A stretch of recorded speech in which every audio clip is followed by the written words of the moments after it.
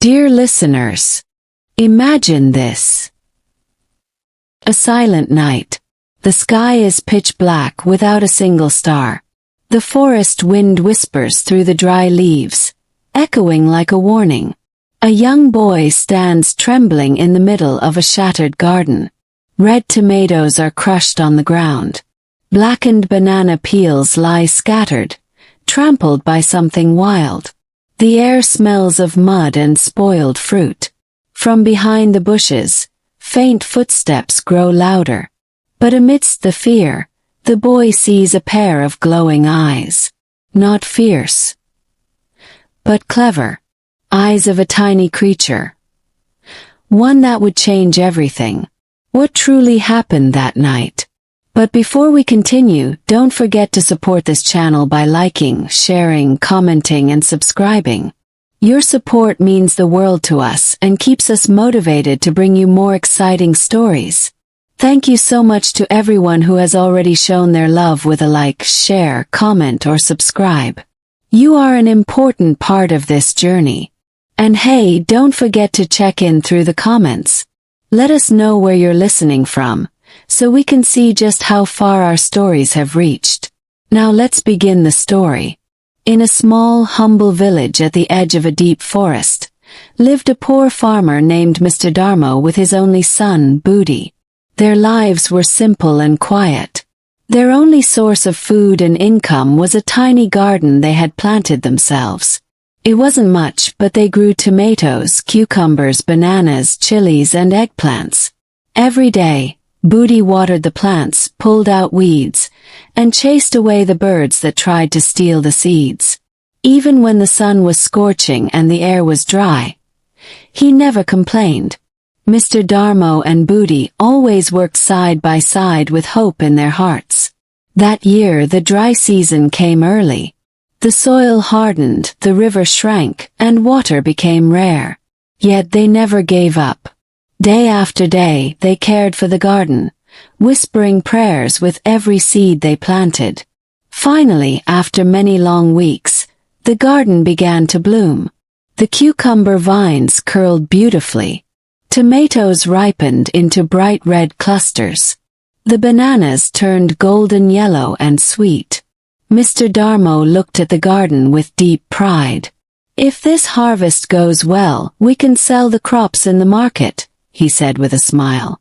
Maybe we'll have enough money to buy rice. Booty grinned.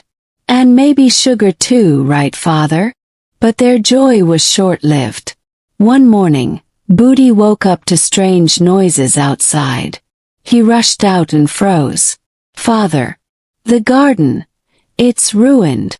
Mr. Dharmo ran to his side, gasping at the destruction. The cucumber vines were torn apart. Tomatoes lay smashed on the dirt. Banana peels were scattered everywhere. Muddy footprints covered the once clean paths. This must be the wild boars and the monkeys from the forest, Mr. Dharmo muttered with a heavy sigh. That day, neither of them ate lunch. They had no appetite, and as night returned, fear crept into their hearts. Mr. Dharmo tried everything he could. He tied noisy bells to the fences, placed thorny branches around the garden, even built straw scarecrows to scare the animals. But nothing worked. Every night the garden was attacked again, always at the same time, always leaving behind more destruction. One evening Booty couldn't sleep. He quietly grabbed a bamboo stick and hid behind a bush near the banana trees. His heart pounded in his chest. The forest was alive with the sound of crickets and rustling leaves. Suddenly, the bushes at the edge of the garden moved. Out came a small creature. Its legs were slender, its eyes curious and sharp. It was not a boar. Not a monkey. It was a mouse deer. The mouse deer sniffed the air, slowly stepping forward, studying the garden carefully. It didn't look angry or dangerous. It looked thoughtful. Booty stepped out from his hiding place and called out, "Who are you?" The mouse deer flinched, startled, but didn't run away. It looked at Booty and replied calmly, "My name is Cancel. And I must say, your cucumbers smell delicious. You're not the one destroying my garden, are you?" Cancel laughed gently. "Of course not. I'm not like those greedy animals. I actually came to warn you." "Warn me? About what?" Cancel's gaze turned toward the dark woods. "There's a plan. The forest animals, led by a wild boar named Rogo, want to take over this garden. They believe it belongs to them just because it's near the forest. But we planted it ourselves. This is our land." "I know," Cancel said softly. "And that's why I want to help you." That night marked the beginning of an unexpected friendship between a clever mouse deer and a brave young boy. But the real danger had only just begun. The next morning, the sun rose gently over the hills, casting a soft golden light over the garden, which now looked like a battlefield. Booty stood in the middle of it, brushing away tears with the back of his hand. He tried to fix what he could, replanting a few fallen stalks, lifting up damaged vines, but it felt like scooping water from a sinking boat. Cancel appeared again just after sunrise, stepping lightly through the weeds. His fur glistened with dew, and his nose twitched as he scanned the garden with quiet curiosity. "You look tired," he said. Booty didn't respond right away.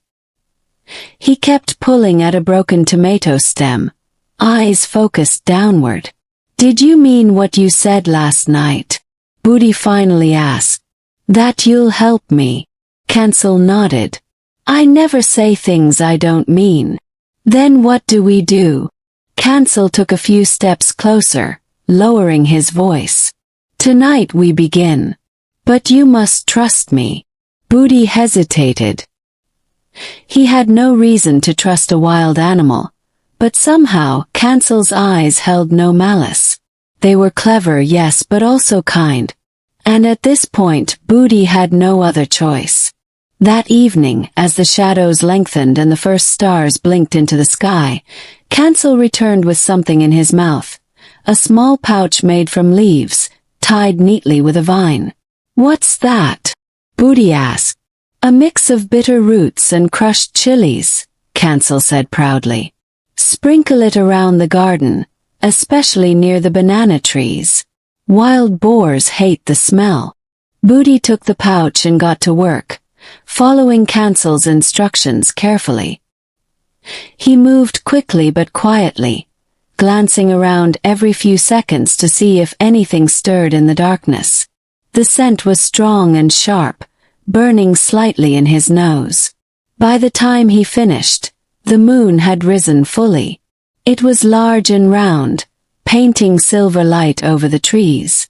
The garden seemed different now, less helpless, as if it were holding its breath, waiting for something to change. Booty crouched behind the scarecrow, the bamboo stick beside him, and waited. Cancel disappeared into the trees, saying he had something else to take care of. Time crawled slowly. The sounds of the forest grew louder, as if the creatures inside were waking up. And then, just past midnight, a rustle. Booty stiffened. More rustling. Branches cracked. Leaves shifted. Then, from the far end of the garden, dark figures emerged. 3 boars, their backs hunched, tusks glinting faintly under the moonlight. Behind them, a cluster of monkeys swung from tree to tree, their eyes gleaming with mischief. They sniffed the air and immediately recoiled. One of the boars grunted in frustration. "What is this stink?" Booty stayed hidden, his heartbeat pounding in his ears. The biggest boar stepped forward, snorting angrily. "Rogo won't like this," he growled. Booty's hand gripped the bamboo stick tighter. Then, from the shadows, Cancel's voice rang out like a whisper carried by wind. "You could just turn back, you know." The animals froze. The boars growled. One of the monkeys screeched and leaped onto a low branch. "Who said that? demanded the largest boar, stepping forward. Show yourself. Cancel appeared at the edge of the garden, standing tall on a rock. You have no right to be here. The big boar snorted. This land borders our forest. We take what we want. Cancel tilted his head. Is that so? Then let me ask. Do you take from humans who are starving? Who've worked with their bare hands under the sun, just to eat one more day? What do we care for humans? The boar snapped. They cut down trees. They poison rivers.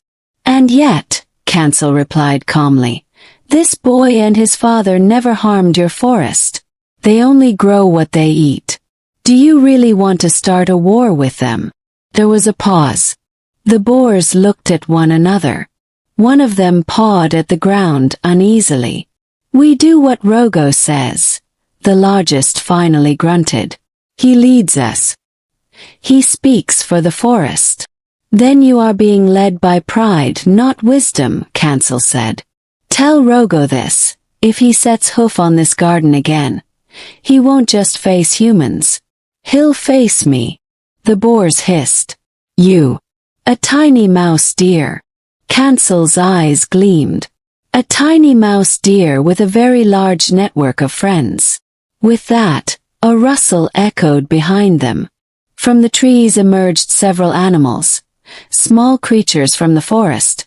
Porcupines, snakes, even a few brave civets. They didn't attack. They simply stood together watching. The monkeys shifted nervously. The boars took a step back. You wouldn't dare, the boar said. Try me, Cancel replied. With a final snarl, the boars turned and disappeared into the darkness, the monkeys trailing behind them. The garden was silent once more. Booty stepped out slowly, breath shaking. You really did it. No, Cancel said, hopping down from the rock. This was just the beginning. Rogo won't let this go. He'll come back.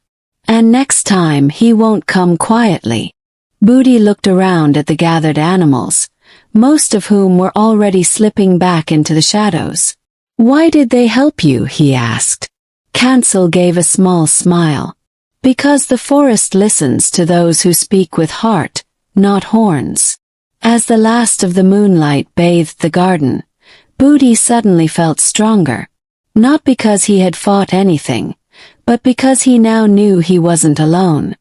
The days that followed brought a strange kind of calm to the garden.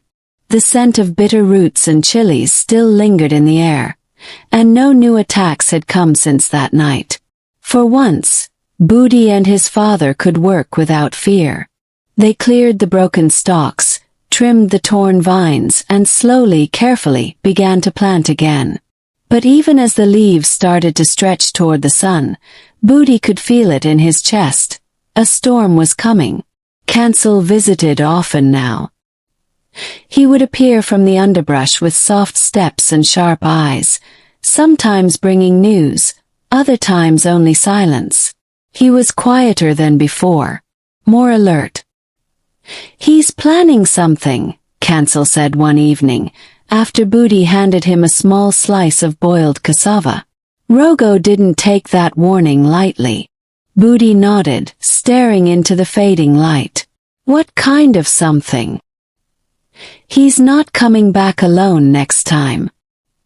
He's trying to gather the fiercest animals from the deeper forest. Ones that don't listen to reason. Ones that don't care about balance. Why does he hate us so much? Booty whispered. Cancel didn't answer right away. His ears twitched as if picking up something distant. Because he sees humans as thieves. And he doesn't care to separate the kind from the cruel. That night the wind howled through the trees. The scarecrow's old shirt flapped loudly in the gusts. Mr. Darmo sat by the fire, eyes full of worry as he sharpened his machete. We can't just wait here doing nothing, he muttered. Booty hesitated. He wanted to tell his father everything, That Cancel was helping, that there was a plan forming, but something held him back. Maybe fear. Maybe the knowledge that adults rarely believe in talking animals. Instead, he said, "We should build a stronger fence." So they did. For the next 2 days, they worked until their hands blistered. They used old wood, thorny branches, even barbed wire that Mr. Darmo had kept in the shed for years. But deep inside, Booty knew, no fence would be enough if Rogo came with monsters. And on the 3rd night the monsters came. Started with silence. A heavy, unnatural silence, as if the forest had stopped breathing. Then came the sound of hooves. Slow, heavy, deliberate. Booty was already awake. He sat at the edge of the garden, gripping the bamboo stick tighter than ever before. The air was thick. Even the stars seemed to hide. Rogo stepped into the moonlight. He was larger than any boar Booty had ever seen. His black fur was matted with mud and scars, his tusks long and yellow. But it wasn't just Rogo. Behind him stood a jagged line of figures, wild dogs with foaming mouths, snakes slithering with cold eyes, a giant monkey with only one ear who growled like thunder. Cancel stood on a stone, calm but alert. "Leave," he said loud and clear. "This land does not belong to you." Rogo laughed, a low, hateful sound. "You think you can scare me with a few tricks and forest rats?" "They're not rats," Cancel replied. "They're voices. Voices that still respect the forest." "The forest doesn't feed me," Rogo barked. "This garden does." With a roar he charged. Everything exploded. The wild dogs leapt over the fence. The snakes slithered between the banana trees. The monkeys shrieked and swung from the vines. Booty ran forward, swinging his stick, but one of the dogs snapped it in two with a single bite. "Run!" Cancel shouted. But Booty didn't move. He stood between the crops and the invaders, breathing hard, heart burning. Then came a blur. From the trees, animals charged in. Porcupines shot their quills, civets clawed and bit, even a badger rolled straight into a dog's legs. The ground became chaos. Cries filled the air. Dirt and leaves flew. Rogo reached the center of the garden. He stomped over tomato vines and ripped banana stems with his tusks. Booty picked up a fallen stick and swung it at him. It bounced off uselessly. "I'm not afraid of you," Booty shouted. Rogo laughed and lowered his head, ready to charge. But suddenly he stopped. His legs shook. A sharp pain ran through his side. A snake had latched onto him, biting hard into his flesh. Another porcupine rammed into his leg. Cancel dashed past and kicked mud into his eyes. "Go back to your darkness, Rogo," Cancel cried. Rogo staggered. He turned, wounded and furious, and fled into the trees. One by one, the rest followed, dragging their bruises and broken pride with them. The garden was broken again, but not lost. Booty collapsed to his knees. Around him, the forest allies stood quiet, breathing heavily. Cancel walked over, fur dusted with ash and leaves. "That was reckless," he said softly. "But brave." Booty smiled, though his face was covered in dirt. "We protected it." Cancel looked at the crushed tomatoes, the shattered fence, the trails of blood and footprints. "For now." But even as his words hung in the air, something changed in the forest. Shift. A silence that didn't feel like fear, but respect. And maybe, just maybe, a beginning. Rain fell hard for the next 2 days. The sky stayed gray, and the muddy path between the garden and the forest turned slick and treacherous. Booty barely slept. Every time he closed his eyes, he saw Rogo's eyes burning in the dark, his tusks glinting, his laughter echoing in the night. But Rogo was gone. Least for now. The garden, though battered, had survived. Mr. Darmo and Booty worked in silence, mending what they could. Neither of them spoke about the fight, and Booty kept Cancel's involvement to himself. It was something sacred, something he didn't want touched by disbelief. But the fear was still there. One morning, Cancel arrived soaked and breathless. His fur clung tightly to his small frame, and his chest heaved as he jumped up onto the porch where Booty was sharpening a rusted hoe. "You need to come with me," Cancel said quickly. "Now." Booty dropped the hoe. "What happened?" "There's something in the river. Something you need to see."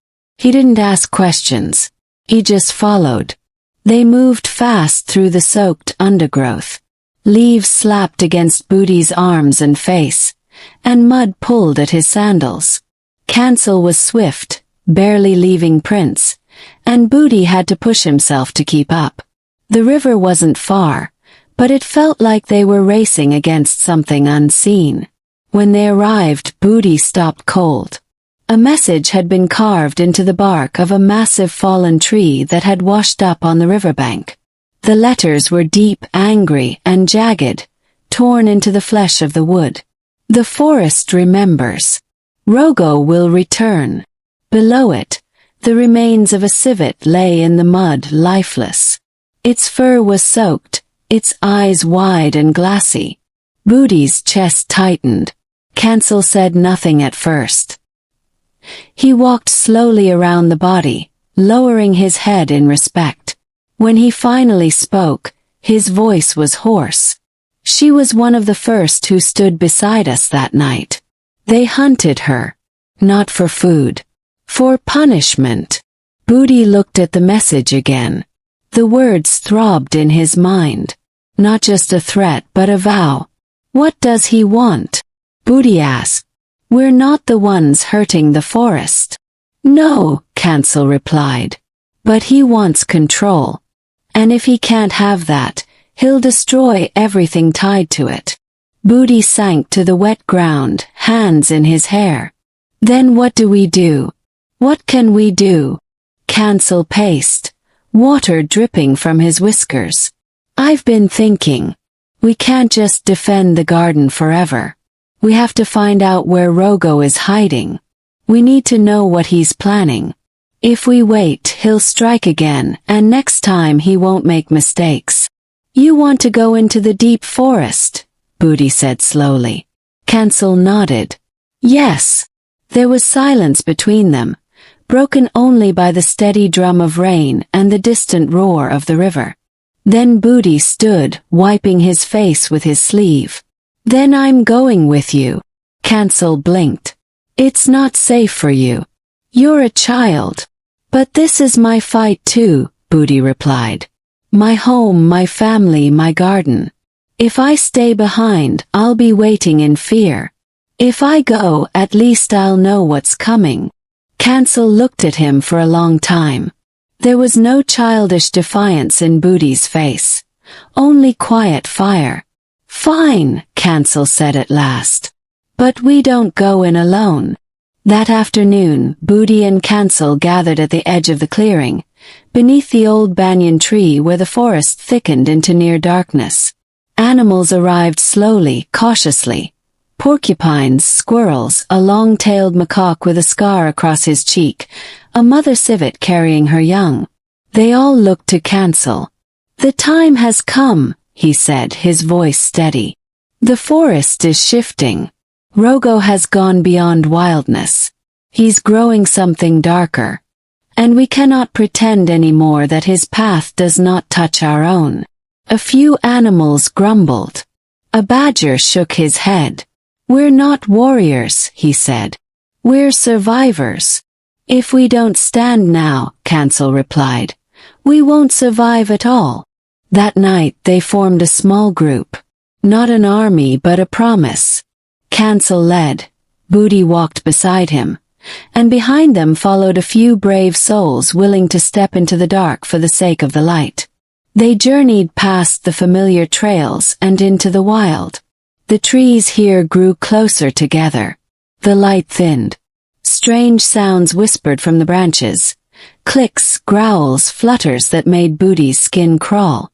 They crossed a stream filled with black stones, past an ancient termite mound that buzzed with unnatural silence.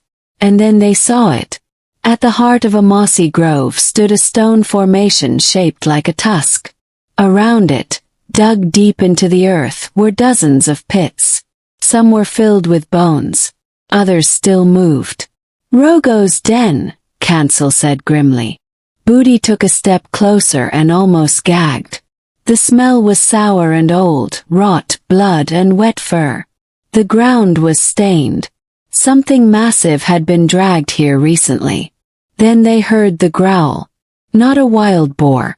Not a monkey. Something bigger. A shape moved behind the tusk-shaped rock. Slow, heavy, breathing with a sound like wind through a cracked flute. "We need to leave," Cancel whispered.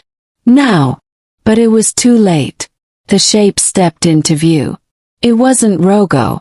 It was a bear. Its fur was patchy, its eyes red. Around its neck hung a chain of animal teeth. On its shoulder was a fresh scar that hadn't healed. "Rogo has made a deal," Cancel breathed. "He's not just gathering animals. He's calling monsters." The bear sniffed the air. Then it roared. The forest erupted. Booty and the others ran, crashing through vines and underbrush, breath ragged and hearts thundering. Behind them, the forest awakened into chaos. They didn't stop running until the stars faded and the sky began to blush with dawn. Only then, as they collapsed near the edge of the clearing, did they realize what had truly begun. This was no longer about a garden. This was a war. They returned to the garden just as the morning sun broke through the clouds. But the light brought no warmth. Mr. Darmo stood waiting by the porch, machete in one hand. His shirt soaked with sweat despite the cold. His face twisted with worry when he saw Booty's mud-covered body. He rushed forward, dropping the blade. "Where have you been?" His voice cracked, not with anger but fear. I thought you were gone." Booty wanted to tell him everything. About the warning in the river. About the bear behind the stone tusk. About the bones in the forest and the alliance of animals trying to hold the darkness back. But he didn't. Not yet.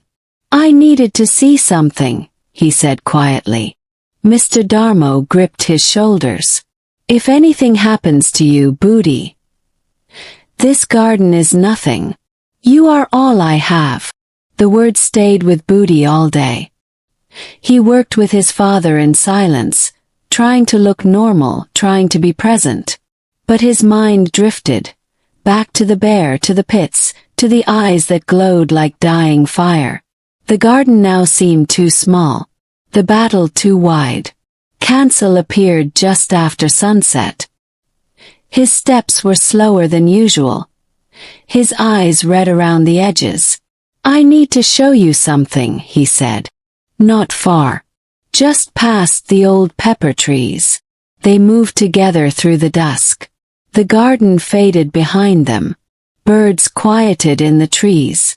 The air felt thicker, as if it carried secrets. Cancel led Booty to a place he had never seen before.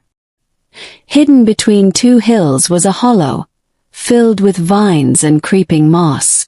At the center stood an old stump, blackened as if struck by lightning long ago. Around it, the ground pulsed with a strange kind of life. Small insects glowed faintly under the roots. "This is where the forest keeps its memory," Cancel said. "Before Rogo, before humans, before even the first garden. There was this." Booty knelt beside the stump. The wood was smooth in places, and rough in others, as if many animals had scratched it over the years. Cancel placed his small paw on the bark. "This is where we ask the forest for guidance. Where we listen instead of speak." Booty watched in silence. A breeze passed through the hollow. The vines stirred. And suddenly Booty felt something. An emotion, not quite a sound but not a thought either. Like grief passed down through the leaves. Like sorrow buried in the soil. Rogo has awakened something older than rage, Cancel whispered.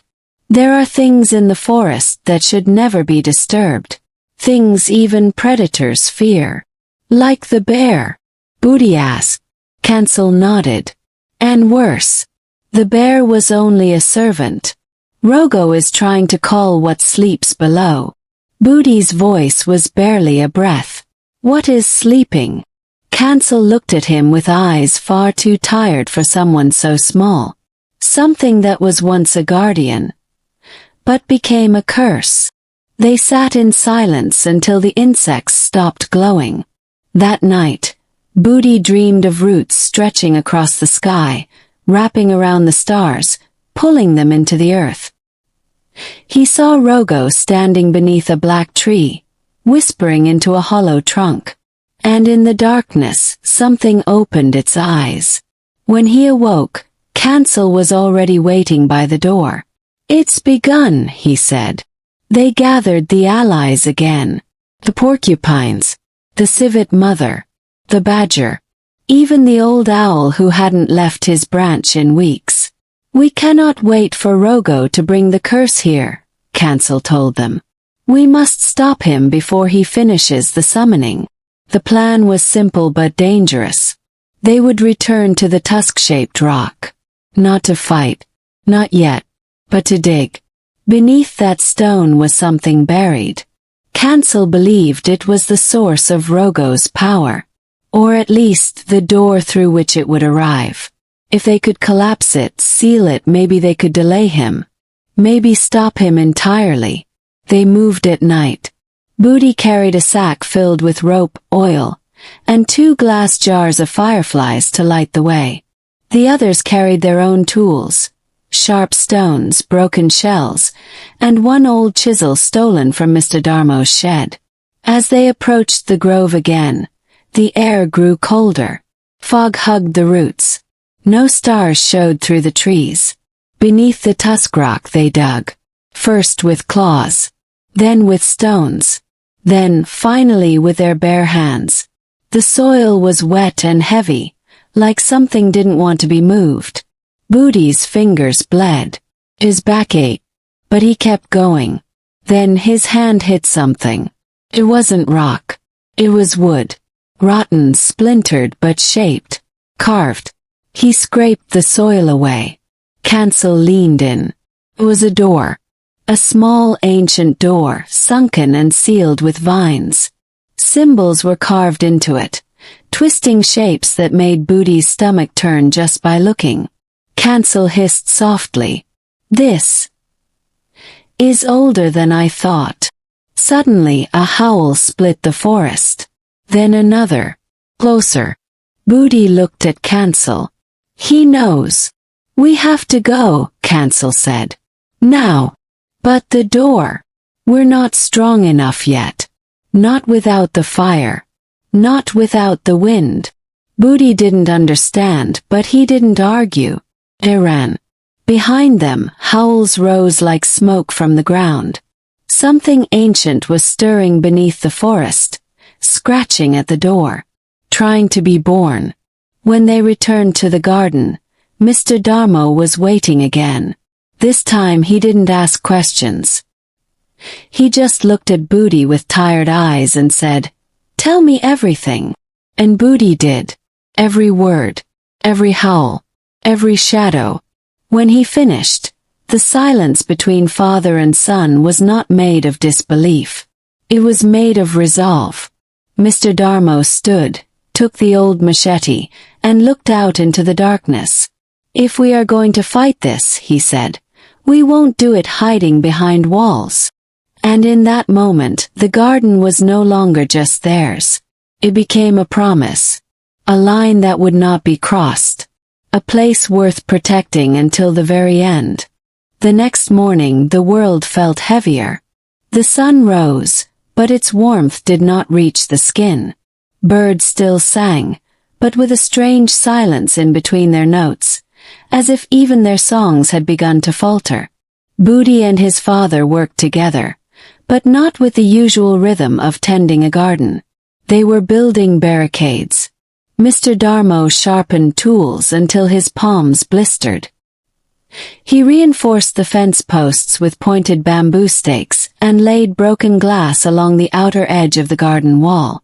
Booty laid thick rope traps between the sweet potato rows. Hidden just beneath the soil, Cancel returned that afternoon, his energy dimmer than before. "They've found the door," he said. "Rogo has gathered more than just beasts now. There are whispers in the forest, birds refusing to fly, the trees themselves. They sway when there is no wind." He looked at Mr. Darmo, then at Booty. "Do you still want to fight this?" The boy stepped forward without hesitation. "We made a promise.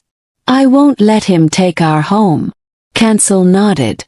"Then we have little time." They gathered what they had. Fireflies in jars, dry roots, rags soaked in sap. Mr. Darmo taught Booty how to tie a tight torch that wouldn't blow out in the wind. Cancel drew symbols in the dirt, ancient paths of the forest, ways to confuse scent and direction. The owl returned to whisper about movement in the south, where the earth was cracking. A civet reported seeing shapes that didn't belong, shadows walking on two legs but leaving no prints. That night the ground trembled, only slightly, but enough for the frogs to stop croaking, enough for the bamboo to rattle against itself like bones. When morning came, the garden was littered with feathers. Dozens of dead crows lay sprawled across the edge of the path, their beaks open, their wings stiff. Message. He was coming. They had one night left. The plan was simple, though madness danced on every part of it. Cancel, Booty, and 3 others would return to the stone tusk and finish what they started. They would burn the door, destroy the path, force the curse to retreat. Meanwhile, Mr. Darmo and the others would hold the garden, ready for whatever Rogo might send to stop them. As dusk fell, Booty and Cancel packed their torches, tied strips of fabric around their arms to know each other in the dark, and set off with the others. The owl flew overhead, guiding from above. Each step into the forest felt longer than the last. The trees leaned in. The ground breathed. Booty saw lights in the corner of his eyes, but when he turned, there was nothing. He heard laughter, low and distant like it came from underground. He gripped his torch tightly. The stone tusk was waiting. So was the door. But this time something else stood before it. Rogo. He stood taller than Booty remembered. His body thicker, his tusks longer, sharpened. He wore a necklace of fresh bones, some of them still bloody. His eyes glowed faintly red like embers. "You brought the boy," Rogo said, voice like a grinding stone. "Good. Let him see what fear really is." Cancel stepped forward defiant. "This ends tonight." But Rogo laughed. "No, little trickster. This is where it begins. You opened the door. You led them here. And now, the forest will remember what it means to be ruled." From behind Rogo, the bear emerged again, wounded but stronger. Its eyes filled with darkness. Then came others. Hyenas, jackals, even a serpent longer than a tree trunk, slithering through the roots with a hiss that made Booty's spine go cold. Cancel whispered, "Light it now." Booty dropped to his knees. The oil was already soaking the earth around the door. He struck the flint. Once. 8 sparks. Rogo roared and charged. The third spark caught. The fire licked the wood. The bear lunged. Cancel leapt, biting its eye, forcing it back. The flames grew. The carvings on the door began to glow, first red, then white, then black. The wind shrieked through the trees. Booty backed away, nearly blind from the heat. Then, with a sound like thunder cracking open a grave, the door collapsed. The light burst upward like a dying star. Rogo screamed, not in pain but in fury, like something he wanted had just been ripped from him forever. The bear fled. The hyenas howled and disappeared into the trees. Only Rogo stood, breathing hard. His eyes locked on Booty. "This is not over," he said, voice trembling with rage. "You broke the path. But I will make another." Cancel stepped in front of Booty. His fur singed, his breath uneven. "Not while we still stand." Rogo bared his tusks. Then, without another word, he turned and vanished into the forest. The grove went silent. The flames burned low. And somewhere beneath the earth, the whispering stopped. They walked home before dawn. The sky was just beginning to soften to gray. The garden came into view, quiet and untouched. Mr. Darmo was waiting at the gate, machete still in hand, worry painted on his face. When he saw Booty, his eyes filled with tears. The owl flew overhead and perched on the fence. Cancel limped to the edge of the sweet potato rows and looked out at the forest behind them. "This was only the first door," he said softly. Booty stepped beside him. "Then we guard the others."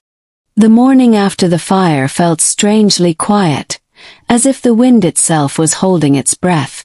Booty stood in the garden, hands dirty, eyes heavy with sleep he never had. Around him, birds returned slowly to the trees. Insects clicked among the leaves. But none of it felt real anymore. Something had changed. Mr. Darmo moved like a soldier now. Every step deliberate. Every glance scanning the horizon. He had sharpened every blade in the shed and tied strips of red cloth to the garden posts, warnings to any spirit or beast that dared come near. Cancel had not returned since the night of the fire. Booty waited by the edge of the bamboo trees for hours each day, staring down the forest path. Sometimes he thought he heard footsteps in the brush. Other times he thought he saw eyes in the shadows. But Cancel never appeared. Until the third night. Booty was refilling a water jug when the grass shifted behind him.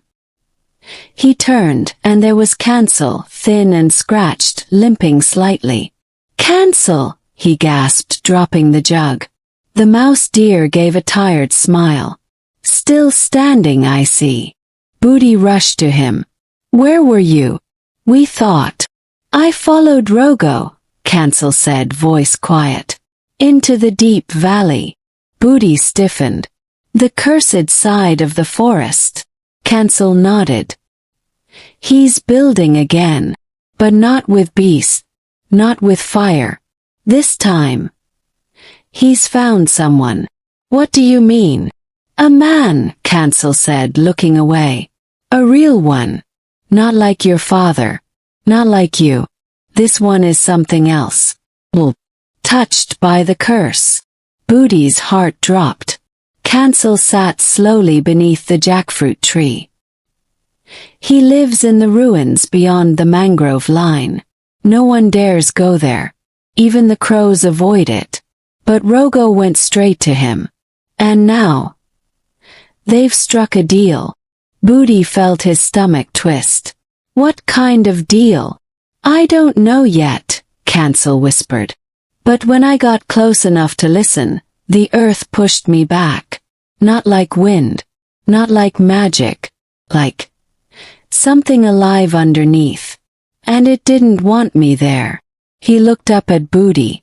"There is more than one door." Silence hung between them like a curtain of vines.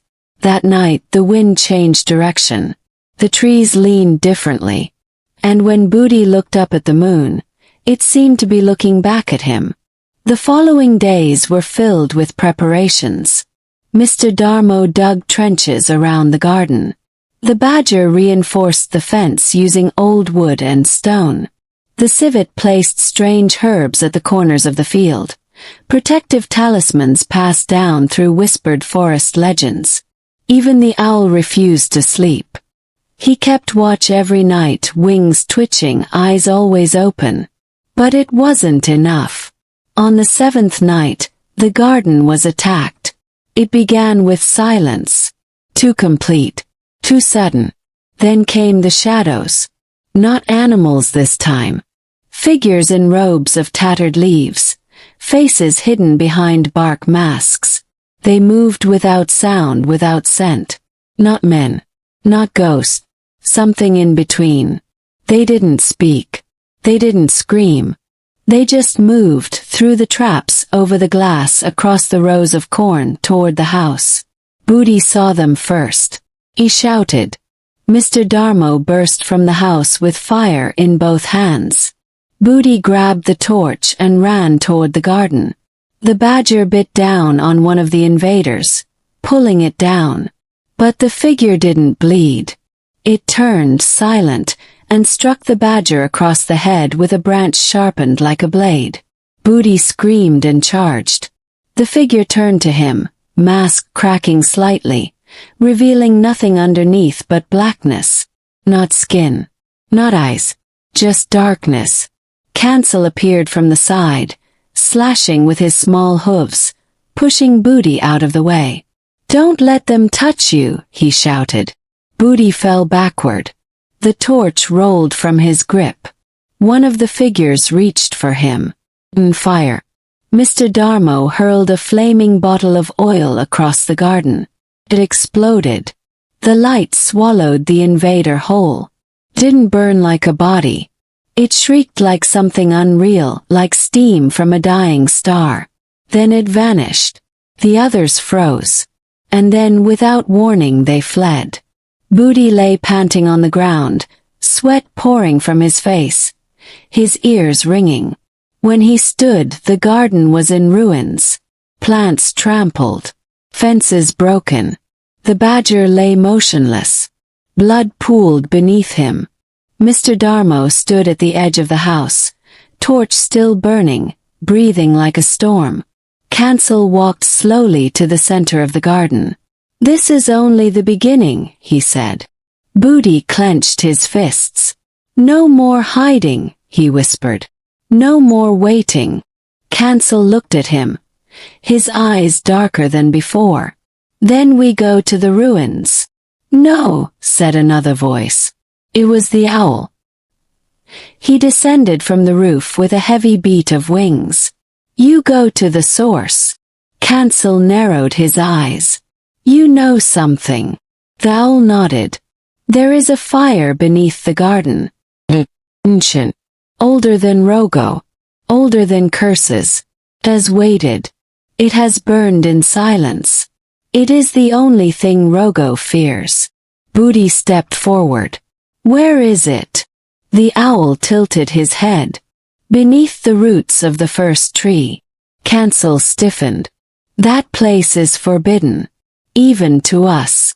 "But if it's the only way to stop him," Booty started. "You won't survive the path," the owl said. "I don't care," Booty answered. Cancel lowered his head.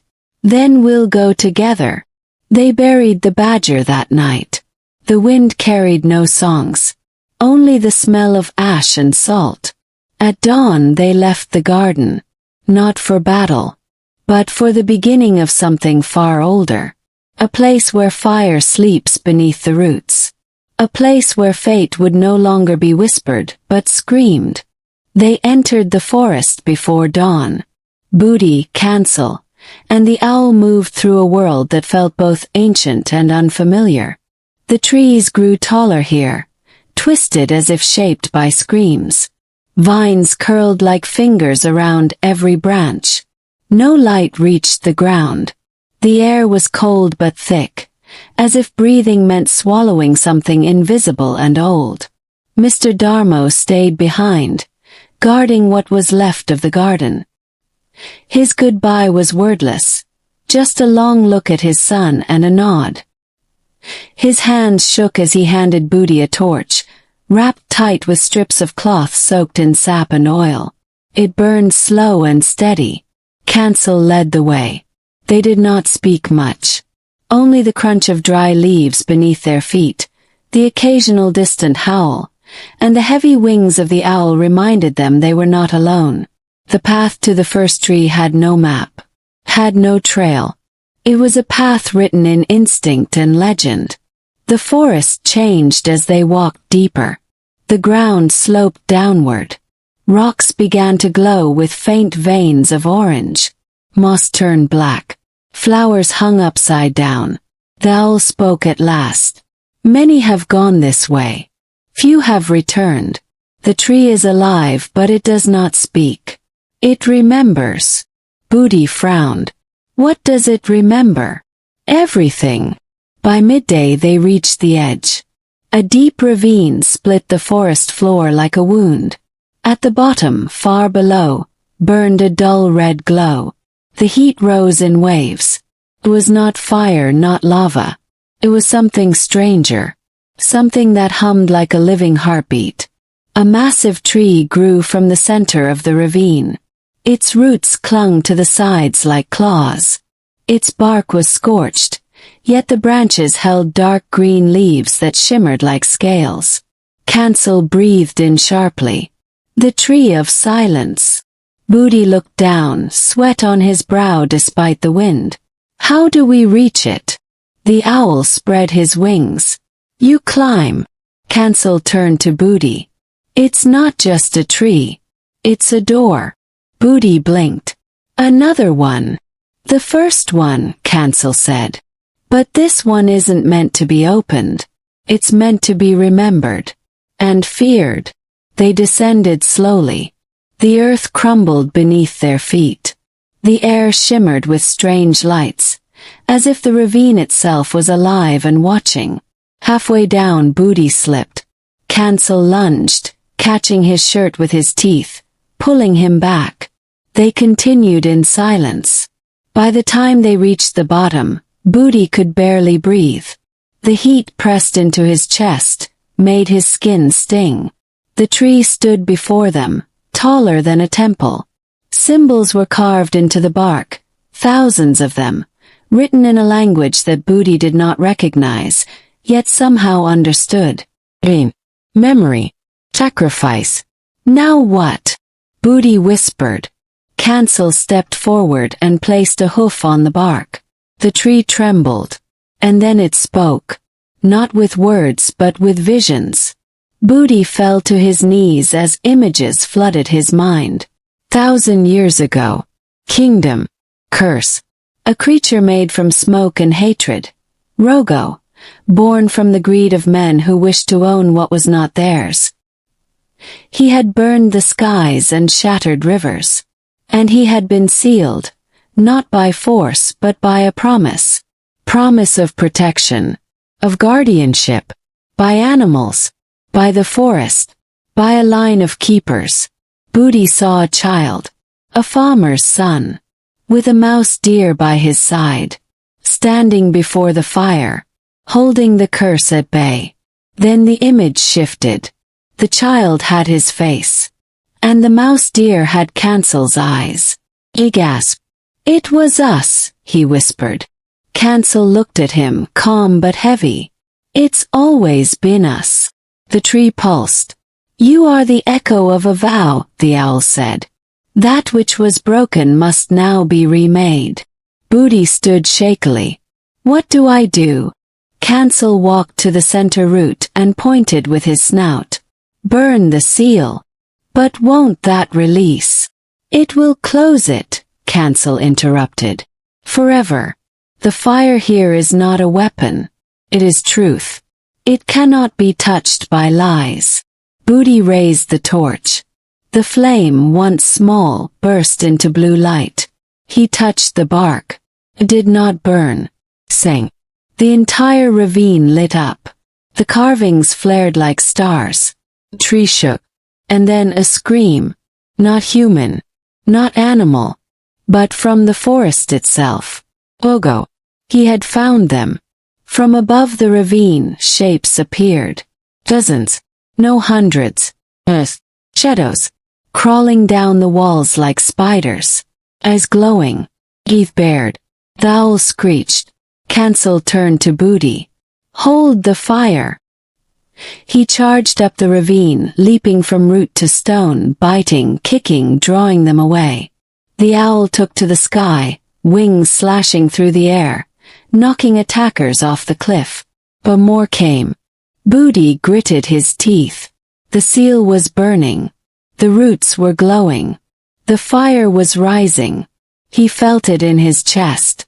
Then Rogo appeared. Larger than before. Covered in armor made from bark and bone. His tusks blackened with ash. He dropped into the ravine like thunder. Cancel collided with him mid-air. They tumbled across the ground, hooves and tusks and roars. Booty screamed. Cancel! The mouse deer rose slowly, limping. Rogo towered over him. You die with the old, he growled. Cancel didn't answer. He turned his head to Booty. Now! Booty raised the torch and drove it into the final root. The fire exploded. The tree split open. Light poured out, not red, not orange, but white. Pure. Blinding. Rogo screamed. The ravine shook. The masks shattered. The shadows evaporated. The fire rose higher, swallowing the walls, the sky, the very memory of pain. Booty fell backward, arms over his eyes. When he opened them, he was lying on the forest floor. The ravine was gone. The tree had become ash, drifting upward like snow. No more glow. No more heat. Just silence. Cancel, he whispered. No answer. He looked around. The owl was perched on a rock, watching him quietly. Then, from the edge of the shadow, came the smallest sound. Hoofsteps. Cancel limped forward, bruised, burned, but alive. You really thought I'd leave you with the ending, he said, smiling through the pain. Booty laughed through tears. They returned to the garden. The forest was quiet now. Truly quiet. No whispers. No eyes. Only wind. Mr. Darmo saw them and ran, pulling Booty into a hug so tight the boy thought his ribs would break. That night the stars were brighter. Cancel sat beneath the jackfruit tree, eyes half closed. Booty sat beside him. Is it really over? He asked. Cancel looked up at the sky. For now. They said nothing more. Sometimes peace doesn't need a song. Just the sound of breathing. And the memory of fire. Dear listeners, from the journey of a clever little mouse deer and a brave farmer's son, we are reminded that true courage does not always come from strength. Sometimes it comes from a pure heart and a clear purpose to protect what is right. The mouse deer had no claws, no sharp teeth, but he had wisdom and loyalty. Booty was not a mighty warrior, nor a magical boy, but he had the strength to keep going, even when everything seemed hopeless. In a world full of darkness, it was their honesty and unity that lit the way forward. We also learn that every good intention will be tested. It is not enough to simply mean well. We must fight for what we believe in, even if the path is long and painful.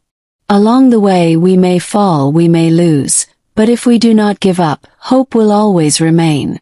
And more than anything, this story reminds us that nature is not just a place we live in. It is a living spirit. When we damage it out of greed, it suffers. But when we care for it with respect, it becomes our greatest protector. This story is fictional, crafted to feel real, meant to inspire and awaken something within us. It is made not just to entertain, but to offer motivation, wisdom, and a reflection of the choices we make in our own lives. Thank you so much for listening until the end. If you enjoyed this story, please give it a like, leave a comment to share your thoughts, and subscribe to this channel so we can continue bringing you more meaningful and inspiring tales. And don't forget to check in down in the comments. Let us know where you're listening from, so we can see just how far these stories have traveled and touched hearts around the world. Until next time, may every step you take be guided by light, and may Aloe bless your journey always.